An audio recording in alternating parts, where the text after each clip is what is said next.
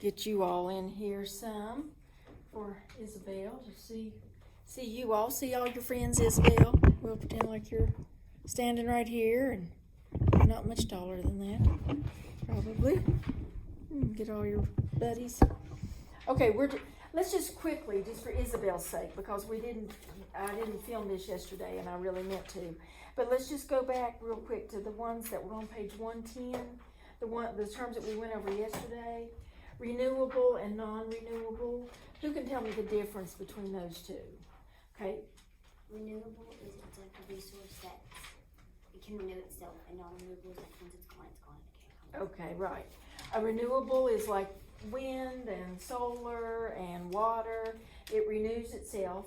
And non-renewables are like coal and different natural gas and things like that. Once they're gone, they're gone. So we know that those are two different methods that are used in producing energy. Okay, the other one is mineral resources. Anybody remember what mineral resources was all about? And is willing to answer? Okay, let me get Gage. It's non-renewable. It has to do with coal, salt, oil, natural gas, and sand, gravel, and stuff. Okay, anything basically are minerals, and I'm sure you guys have studied those before too. So minerals are all of those things. What page was that on? It was on page 112 for Isabel. Inorganic substances that are part of the Earth's geological. They're formed by the Earth's geological processes. Okay, so the next one then is rock salt and rock brine. Can somebody tell me the difference between those two? Okay, Olivia? Rock salt is solid masses of salt found deep below Earth's surface, and brine is like a mixture of different salts and water. Right, okay. And of course, these are places where the animals go to, oftentimes, in nature to get salt, because everybody needs salt, even animals need salt. Okay, the last one is biological resources. We'll just let Olivia answer these. Go ahead. It's plants and animals, so it's all living things, like flora and fauna. Right, plant and animals, flora and fauna, and you will need to know that, Miss Isabel, flora and fauna. Okay, the next set of terms that I want us to go over before we get into our chart that I want you to make of the industries. We also talked yesterday about what an industry is, and what really that's the next term. So who wants to answer that one? Somebody else that just did them. Okay, Gage. Refers to manufacture, production, or sale of goods. Okay, manufacturing or production of a certain type of good. All kinds of industries. Who can give me an example of an industry, especially in our neck of the woods? Coal. Coal. Aaliyah? Oh, you're just stretching, okay. Kind of a new industry that's not really, it's not where anything is being manufactured per se, but is a big industry that's moving into West Virginia big time, and that's the ATV, four-wheeling trails, like the Hatfield McCoy Trail, and isn't there one that's called, shoot, I know this. With the wagon wheel, I think is another one. I've actually been to that one myself. Yeah, that's kind of cool. But these industries in West Virginia are going to spawn other industries, because this industry, we've got all kinds of people coming now to West Virginia for the weekend to do this sort of thing, to ride their ATVs on the Hatfield McCoy Trail. So you're going to have people around here that can repair ATVs. That's going to be a new business. Anybody who's good at that is probably going to make some money. They've got to have people that will house these people, motels, or they're making all these other little cabins and places where people can go and stay and what have you. So one industry oftentimes will lead to another industry. Like I mentioned yesterday, what's the industry that's closely related to coal? Limestone. There's another industry that's really closely related to the coal. The railroads. Remember, the railroads are directly connected to the industry of the coal mines, because they need one another. Did you know that and just hesitated to say it? Okay, so conservation is the next one. Who wants to give me that one? Aaliyah. right? The careful management of natural resources that will prevent its destruction, like the timber industry, or there's times when the government will actually pay people to not cut their trees because they're trying to conserve. They're really into conservation and trying to protect the trees and the woodlands and the forest, and they'll actually pay you not to cut your trees. So anytime something is conserved, protected, it's not destroyed. Subsistence farmer, You're the people that only like grow crops for their family. right? And nobody else. I bet how many of you have had a garden at home? Then, whether you know it or not, you've been a subsistence farmer. You've planted enough food for home, for your family, just for you guys. That's often the way. Go ahead. Do the next one. Okay, Julia. Their crops produced for sale, not for their families. Right. Cash crops are crops that you use that sell and make a profit, make money from. What's bituminous coal, Gage? What's it called? Like it's like soft. It's soft coal, right. It's what we have predominantly in West Virginia, and it's used a lot to make steel. And that's why in Pittsburgh and some of the surrounding places, they're known for their steel manufacturing because they get their coal from West Virginia. So bituminous coal is soft coal, but it's also the coal found in our neck of the woods, okay? The other type of coal, hard coal, is called anthracite, and we don't have that much of that in West Virginia. You gonna do the next one? Okay, now I'll get you on the last one, okay? So raw material, any material that is processed to make another product. Right, raw material, anything that is processed to make another product. Can you think of an example, MJ, of a raw material? What would be an example of a raw material?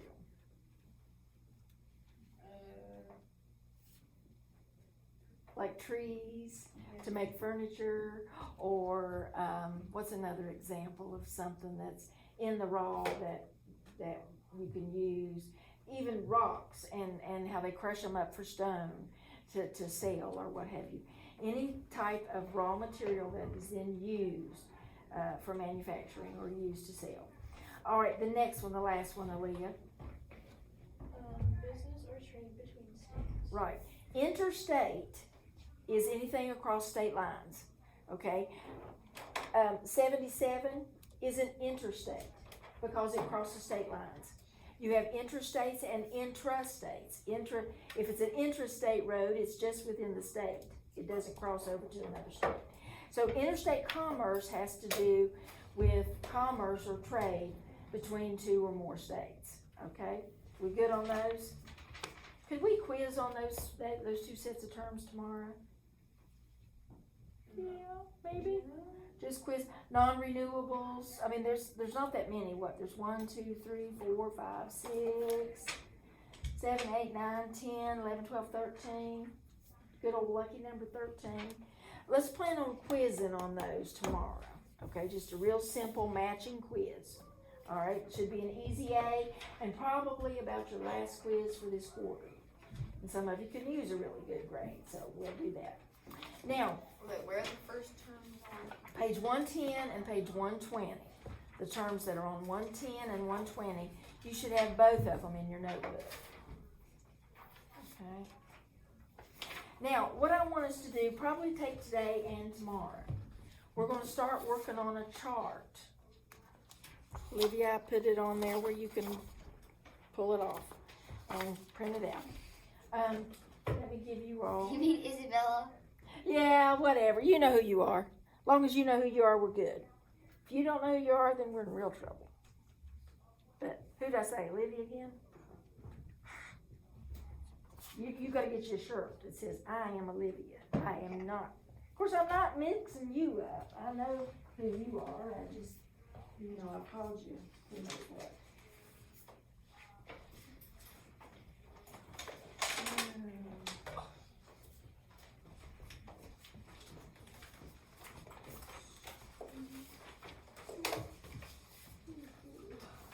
Whoa, how many charts are we taking? We're doing a bunch. Just take one that's staple. They're staple. These ones aren't. Just They're not oh, staple? well, yeah, they are. Hand me the paper. And then I'm not even joking. It's not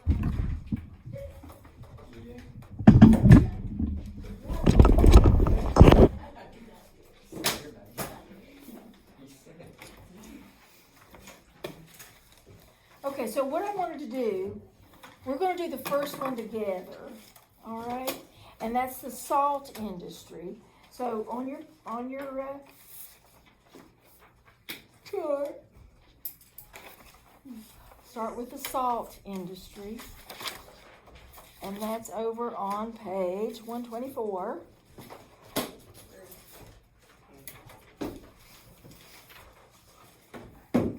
And I think I told you yesterday that salt industry was West Virginia's first industry. So that would be good to write on there somewhere. Maybe under the history of the industry.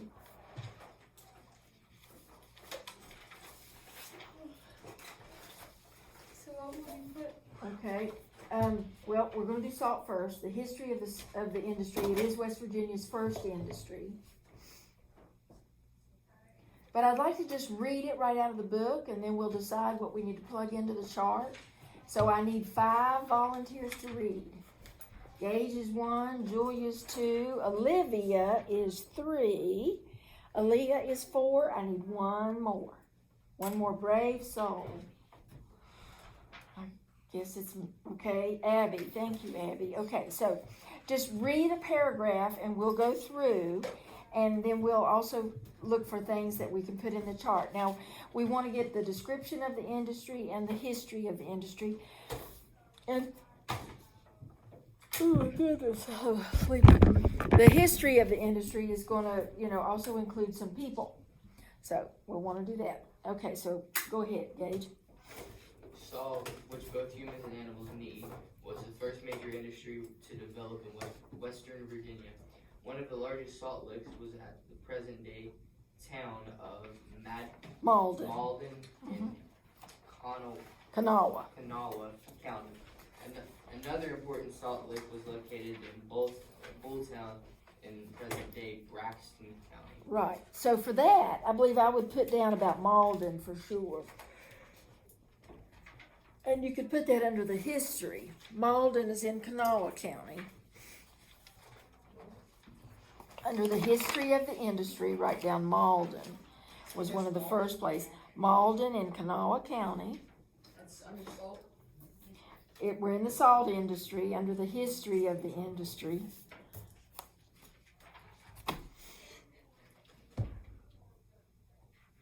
And it says that's one of the largest salt licks is at present day Malden.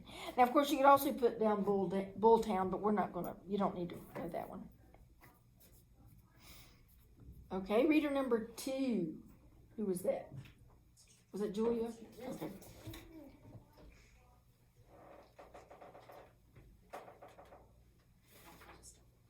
In 1792, Adam O'Brien cut a trail from his cabin in Sutton to the salt.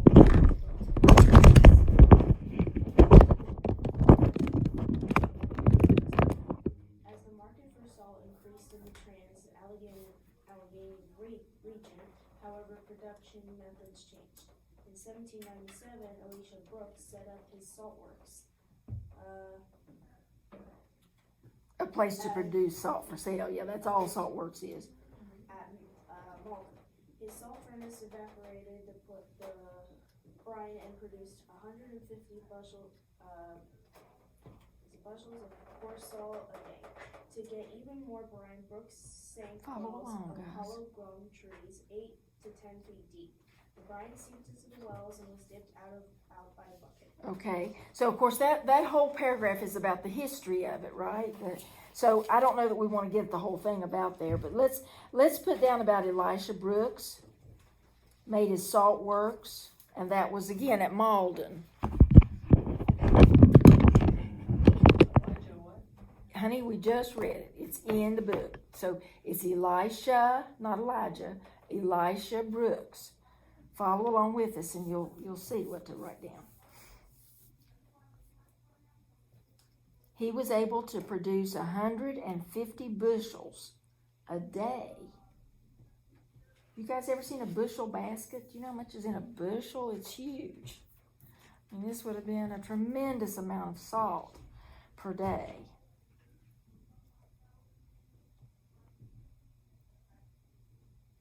Okay, the next paragraph, that's Olivia. Brothers Joseph and David Ruffner followed Brooks's lead and began to produce salt in Kanawha Salines, in 1880. The Ruffners operated as second furnace at Malden. As American demand for salt increased, the Ruffners built facilities to produce finer salt in larger quantities. In 1809, John Heyman built a salt furnace at Boldtown that produced commercial salt for the next 15 years. Congressman John G. Jackson built a salt furnace in 1810 on the West Fork River near Clarksburg, about 35 miles from Boldtown. Okay, so really from that little section, I think you should know the Ruffners. Joseph and David Ruffner. Are you going to have enough room? You kind of have to write small. But David and Joseph Ruffner were also responsible for a second furnace, a second salt furnace at Malden. When you guys go to Charleston, you watch for signs. It'll tell you there's signs about the salt works, and of course there's a reason for that. But I want you to just look for that. For a second, what? A second salt works, salt furnace. What do you think they mean by being a furnace? You've got to evaporate the water, so that means you've got to heat it and get rid of it, right? So the furnaces are going to enable them to do that. Okay, during the wars of the early 1800s, where are we now, Leah? During the wars of the early 1800s, Great Britain controlled the seas, and the United States could not get one salt. The Western Virginia salt fields increased production to meet the increased demand. When more salt wells were sunk, more workers were needed. Many of those workers came from the slave population. When the wars ended, foreign suppliers re-entered the market. The Kanawha field operators reacted by Cooperating. setting the amount of salt to produce, the amount to sell, and the price at which to sell it. By 1827, the saltworks of Bulltown and Kanawha and the wells in Cabell County were producing 20% of the domestic salt. Okay, so you could say, let's see, what do we need from that?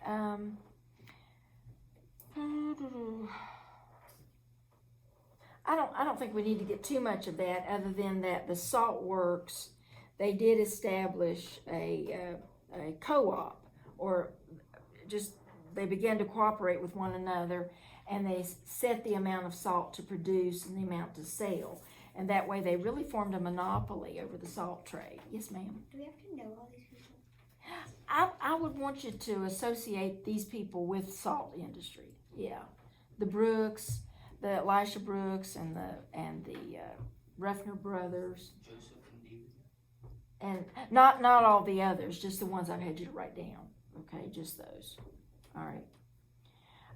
So now what's next? Where are we next? This is the last one. A. The salt industry continued to grow, and production peaked at over 10 million bushels annually in the mid-19th century. Within 10 years, however, the salt industry in the Kanawha fields had almost completely ended. Several factors contributed to this decline, including cheaper salt from new fields in Ohio and expanding railroad service that made it easier to ship salt from interior region.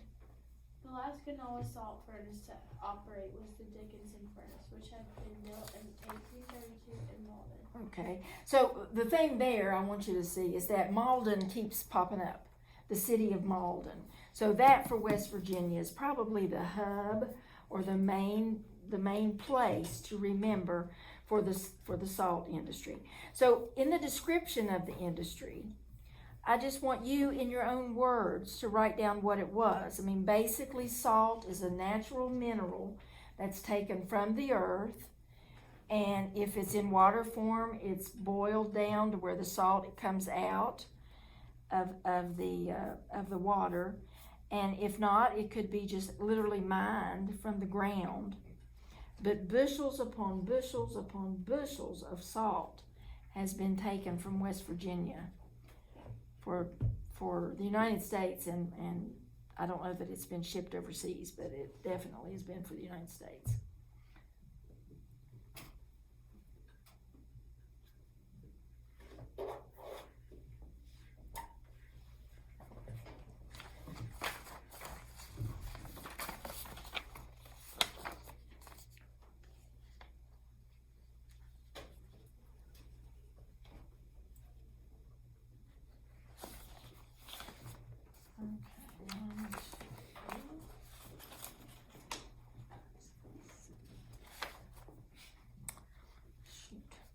Okay, I'm gonna give each one of you one industry, and I want you to kind of do what we just did with the salt industry. Just go down through and plug in information, certain people that are mentioned. If you need me to come around and point you in the right direction about which people I want you to remember, I will.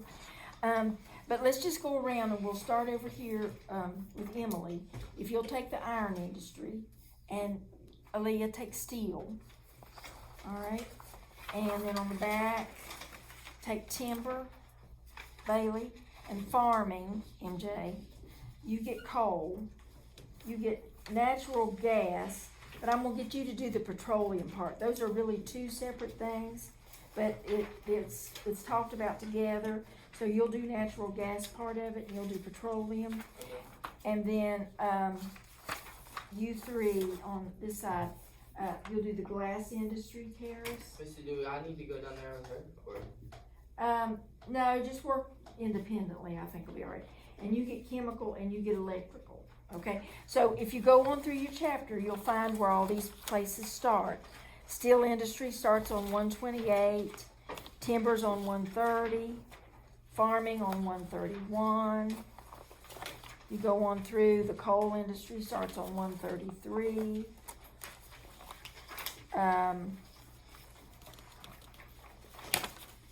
Natural gas and petroleum is all on 136.